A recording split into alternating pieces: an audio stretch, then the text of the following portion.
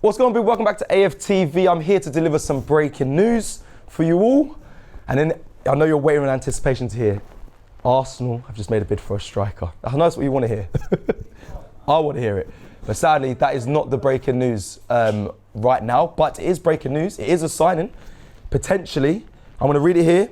It's from David Ornstein. He just broke the news. It says, Arsenal exploring deal to sign Christian Norgaard from Brentford. Very good player, by the way. Arsenal Football Club proposal for the 31-year-old midfielder, 11 million euros, and awaiting Brentford reply. Denmark international contracted until June 2027, but keen among options and potential Partey exit. That is cited by the Athletic Online. Now, firstly, it's the terminology I want to break down. I know we're going to talk about the player, of course we are. We're going to talk about how he fits in for Arsenal and is it a good signing, is it good money, is it what he can bring to Arsenal? We'll talk about all that. But the first one I want to talk about is the terminology. Exploring a deal, and then he says, Arsenal are looking to do a proposal. So we hear about bids, we hear about proposal, we hear about advanced talks, we hear about initial conversations. This is now a proposal. Now, before I hit record on this video, I was like, what does that mean? Because when I think things are in concrete, is when I hear bids have been put in places, bids been refused, bids been rejected, submitted a bid. This is a proposal. So what this is basically Arsenal saying they're ready to put out a proposal for initial, teaser, test the waters for Christian Norgaard at Brentford. And they're going to see, if Brentford are, if they want to entertain that sort of conversation. For me, from what I've seen of this initial news from David Ornstein that's broken this morning, the fact that this is good business from Arsenal. 11 million euros, what's that? £8 million? For a midfielder who's very well versed in the Premier League. People know my stand. I'm very much on Premier League proven. I need a Premier League proven player. I think that's the number one for me when it comes to signing a player. So Christian Norgaard is definitely that. My mind goes straight to when we lost 2-0 to them in that opening game. I don't even know what year it was, but the opening game when they came up from the Championship, they beat us 2-0 and Christian Norgaard scored in that game. I remember going mad because I basically compared him to someone from Marvel.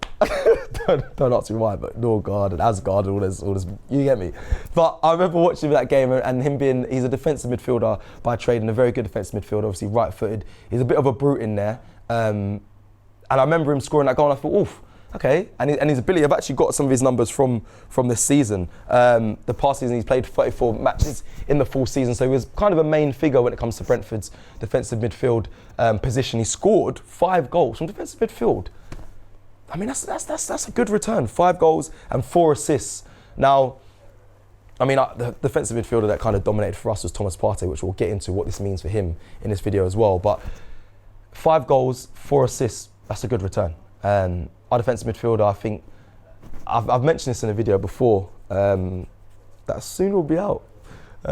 Knowing the news of some deals that have been completed at Arsenal. Back in the day, a defensive midfielder to me is very stringent on his position. He can't move. When I was playing, it had to be very much, you're the sweeper of the defence. You can't break forward. You have to be very disciplined in that position. Nowadays, I think the game is changing. I think the modern defensive midfielders are allowed to, whether they sit in the left back position or they sit in they sit in the centre back position as a centre back drives into midfield, or sometimes the defensive midfielder now breaks forward and gets goals like we're hearing of Christian Norgaard. So it's a bit more loose, and with that return of what he got, 5 goals, 4 assists, I think that gives him a bit of freedom, hopefully to again add to our goal tally maybe next season if we do end up signing Christian Norgaard, because right now we still haven't got signed a striker.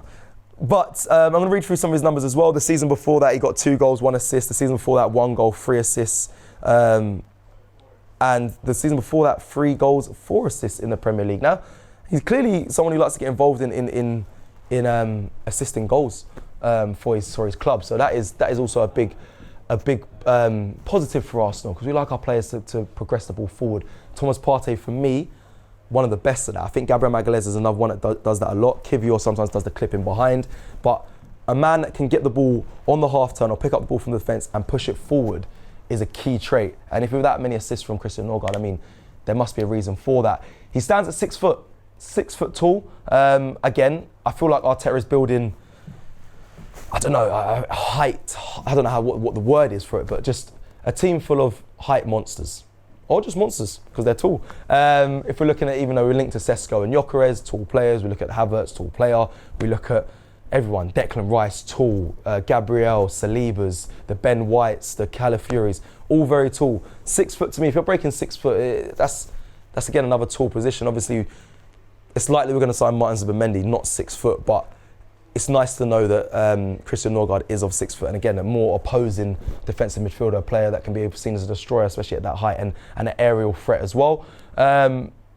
People will look at the link that Thomas Partey still hasn't signed an extension on his contract. We're now looking at Christian Norgaard. That seems like the easy option and the easy way to link that is, well, if he signs, or we're looking to get him, Thomas Partey is probably not going to be an Arsenal player for very long. But you can look at it in this angle.